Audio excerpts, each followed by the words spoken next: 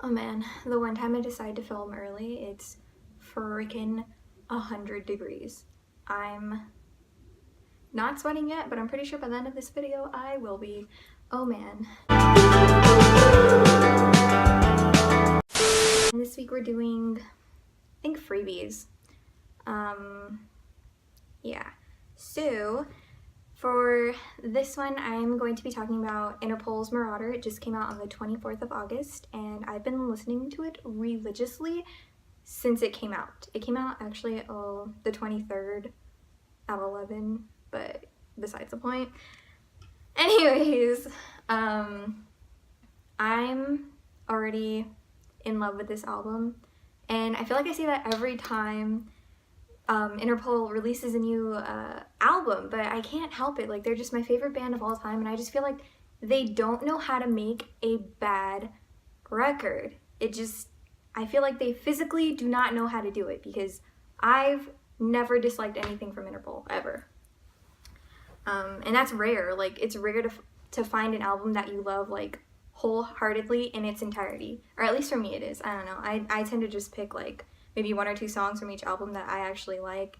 I don't think I could actually buy an entire album. There's, like, very few that come to mind. I've decided to skip my hiatus this time around just because of the fact that I really can't disappear on everyone like I would like to, because of the fact we're leaving for tour in like 2 weeks. So yeah, I don't get to have the time alone that I normally like to have when Interpol releases an album, but that's totally fine. Like, I'm not even upset about it, just because I want to talk about the album with somebody, even if those somebodies like have no idea what I'm talking about.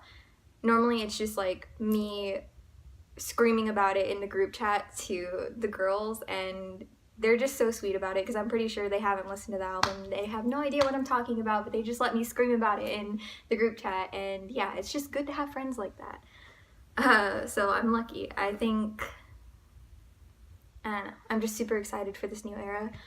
It's been 4 years. I'm ready. Not that I didn't appreciate El Pintor. I love her. She's good, but I was just ready. It was just time. Anyways, I guess I'll start off with the first song. It's called If You Really Love Nothing. They released this song, I think, a couple days before they released the album. It was the 3rd single, and they actually released it with a music video, so that was really cool. I love the music video. I think it's so good. Kristen Stewart's in it, and this other really well-known guy. I just can never remember his name. I feel bad, but yeah. They're the main characters. It's really good. You should go check it out. I'll link it down below. I love it. I don't know. I just think that's the perfect song to start off the album. And then immediately after that song, it's The Rover, which was their first single, actually. And that one's really upbeat. You can dance to that one. Or I guess you could dance to this one too, but yeah. I love it. I have no words to describe. Oh my god. That was the first single that they released. I think I already said that. They have a music video for this one too. It's pretty cool. It actually, they had an album release conference in Mexico, I think in Mexico City, where they sat down and they streamed it on YouTube and I think on Facebook. Like months before they released it, I think back in June or July.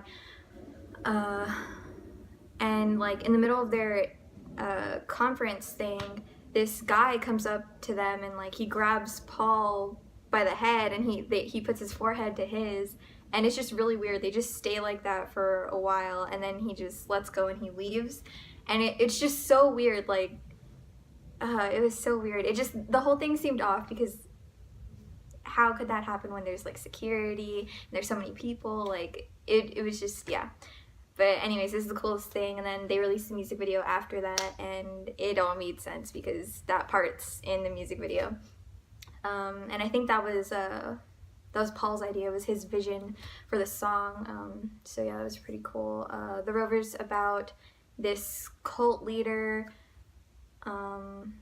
yeah, I don't know. I don't really know how to explain it. It doesn't sound cool coming from me. There's an interview with Paul that he like talks about all the songs, like either the background story, the process of making it, his vision for the song, or you know, whatever. And I like the way he describes it. I think that character is pretty cool.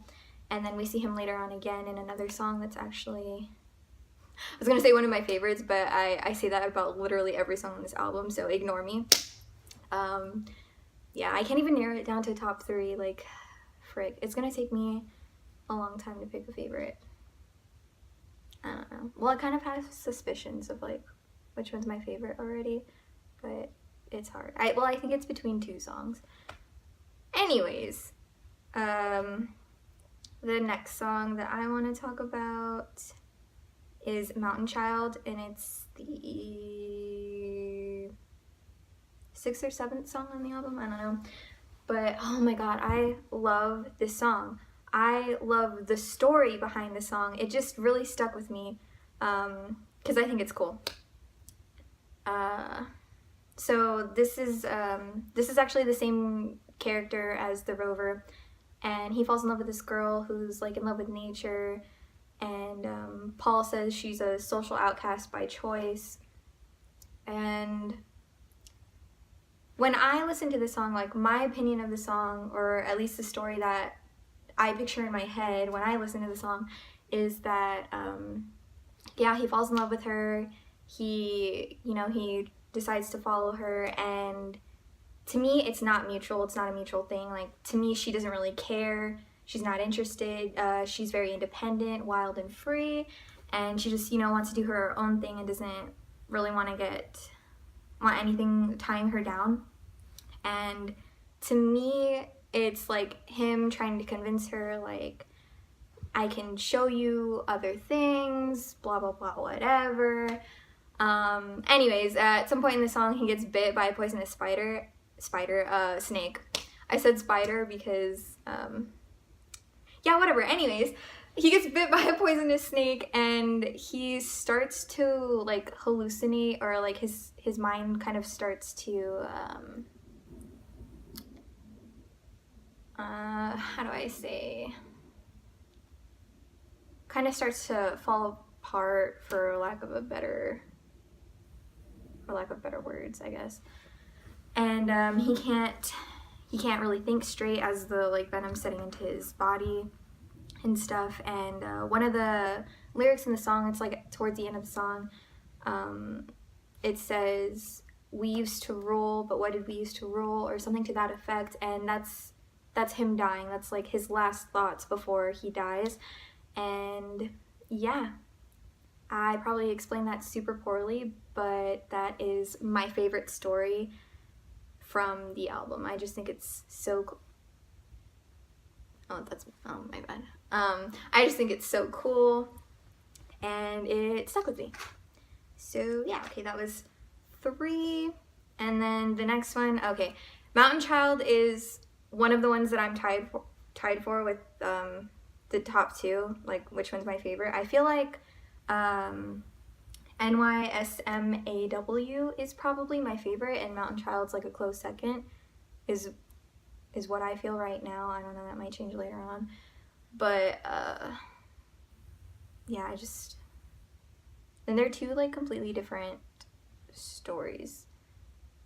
Because Mountain Child's like the Rover character, and then this other one, I finally found out what it stands for. It stands for Now You See Me at Work, and I feel so dumb that I couldn't piece that together, because duh. There's like a million different stories like going on throughout this album. It's not just like one continuous story like Hopeless Mountain Kingdom, or something like that. That's the only one I can think of that has like a continuous story.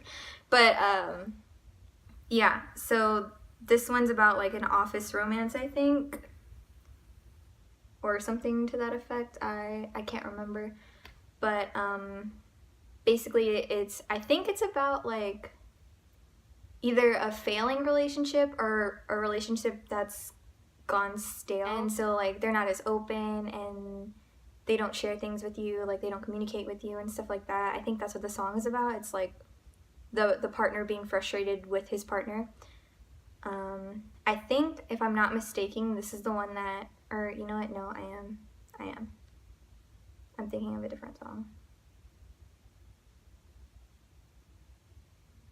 Damn, I'm like all confused with these stories because like they're different stories, but then like some of them meet up with other songs and it's like, you know, like pieces.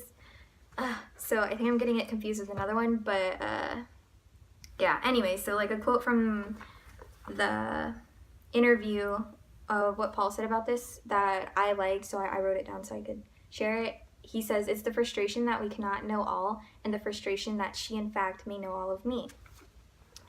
So yeah, I think it's overall it's like the frustration of you giving so much and your significant other not putting in as much effort or like caring as much as you do. But I don't know, that's how he describes it. But when I listen to the song, to me, I don't know, it might be just me, but I just think it's a very romantic song. I love the lyrics and I love the melodies and just the music. Damn, I'm a sucker for Daniel, and yeah, I just think it's so cute and romantic. Okay, maybe not cute, but I think it's romantic. The next song that I want to talk about, is Party's Over, just because there, Paul says, "Rock and roll, bitch, I'm into it," and everyone was so shook, like including me, because I just wasn't ready. Like, I guess to everyone else it's not that big of a deal, but I think it took all of us kind of by surprise. I also don't remember what part it's at. I think it's like towards the middle of the song where he says that. But yeah.